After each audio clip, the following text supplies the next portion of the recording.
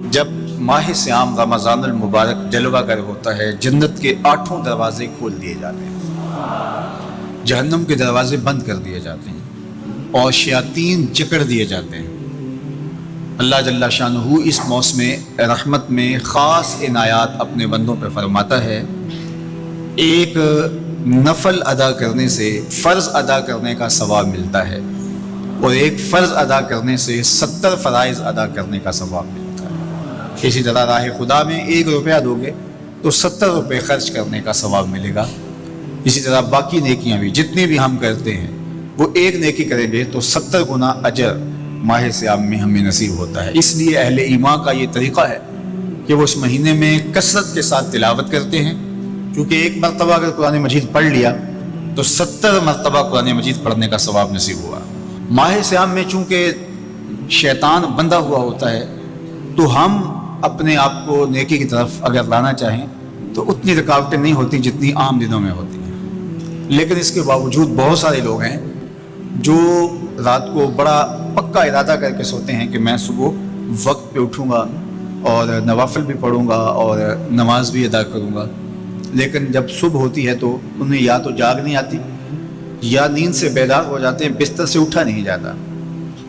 جبکہ وہی شخص انہوں نے صبح سبزی منڈی جانا ہو تو چھلانگ لگا کے اٹھتے ہیں اور سبزی منڈی پہنچتے بھی ہیں۔ سستی طبیعت کا کسل نہیں ہوتا۔ عمومی طور پہ ہم اپنے آپ کو بیمار تصور کر لیتے ہیں اور سستی اور کسل کا نام دے کر کے، بہانہ دے کر کے ہم کہتے ہیں کہ بس کیا کریں، ہم کو ارادہ کرتے ہیں روز لیکن ہم سے اٹھا نہیں جاتا، بس طبیعت اس طرح کی ہے، کسل ہے، سستی ہے۔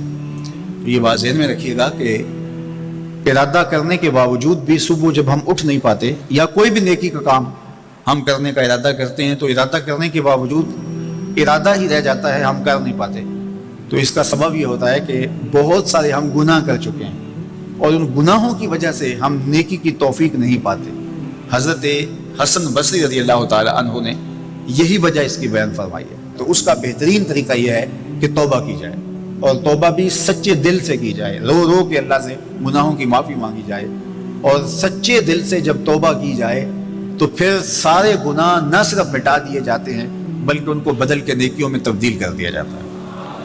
تو ماہ سیام کے اندر پختہ عزم کریں اور اس عزم کو عمل کی شکل دینے کے لیے سچی توبہ کریں کہ ہمارا یہ رمضان اس طرح سے گزرے، یہ مہینہ اس طرح سے بسر ہو کہ ہم اس مہینے میں اللہ تعالیٰ کی قربت حاصل کر لیں، ہم گناہوں سے پاک ہو جائیں اور ہم جو ثمرات ہیں، جو فوائد ہیں اس مہینے کے، وہ ہم سمیٹ سکیں۔ تو یہ وہ مہینہ ہے جس کے انتظار میں میرے اور آپ کے آقا و مولا اپنی آنکھیں لگائے ہوتے تھے اور دن گن گن کے وقت گزارتے تھے کہ ماہ سیام آ رہا ہے۔ تو اس مہینے کا عزت کے ساتھ، تکریم کے ساتھ، اعزاز کے ساتھ استقبال کرو اور اس کو پلکوں پہ بٹھاؤ، اس کو دل پہ بٹھاؤ۔ اس مہینے کی تکریم یہ ہے کہ اس میں ہر برا کام چھوڑ دیا جائے۔